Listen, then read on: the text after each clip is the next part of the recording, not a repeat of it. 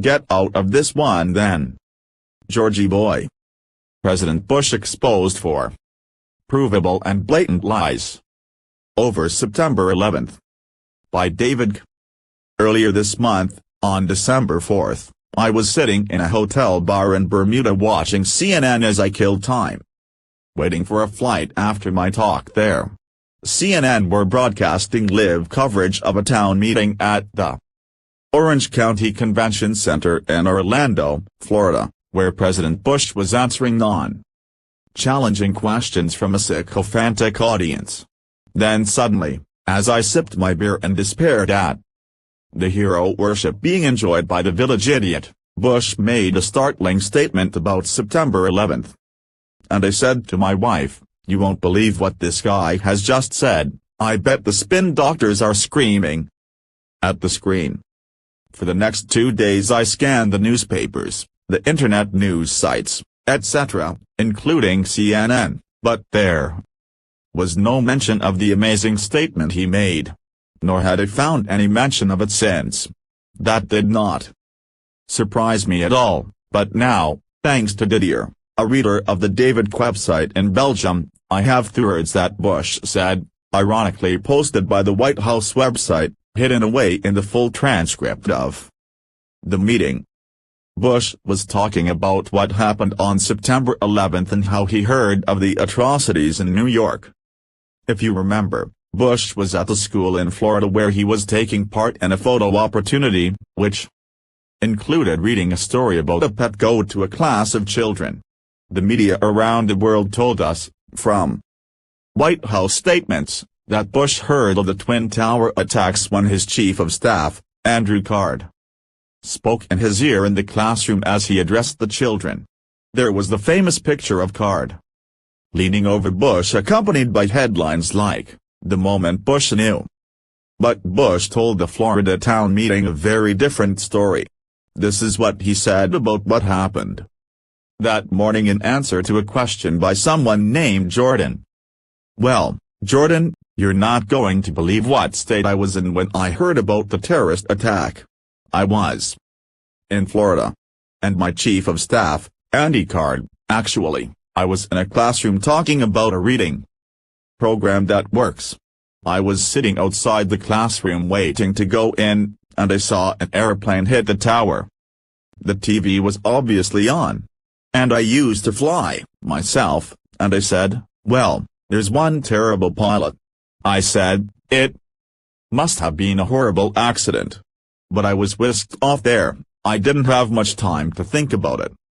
And I was sitting in the classroom, and Andy Card, my chief of staff, who was sitting over here, walked in and said, a second plane has hit the tower, America's under attack. This is staggering. There was no live television coverage of the first plane hitting the tower. How could there be?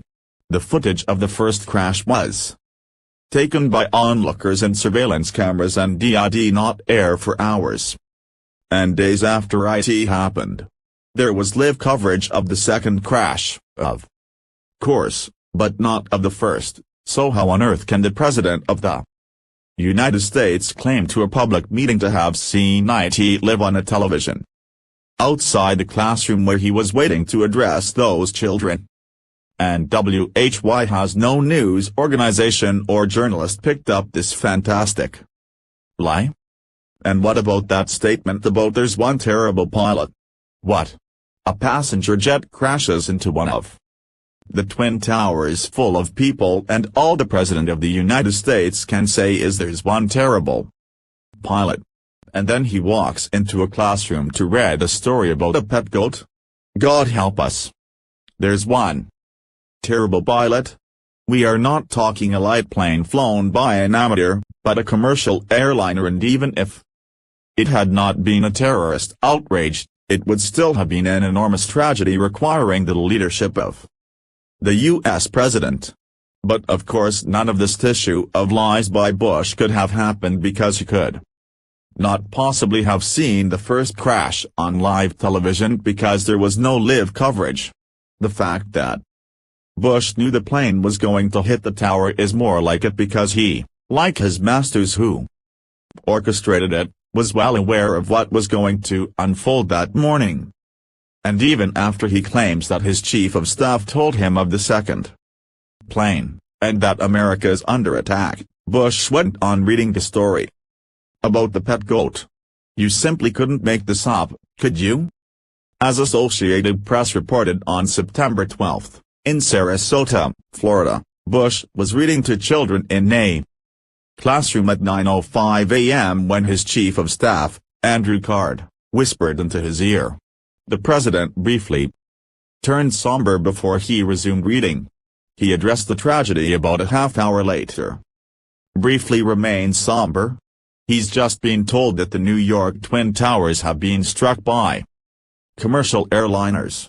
Death and destruction on a massive scale was already obvious, and the president was briefly somber before continuing to read a children's story.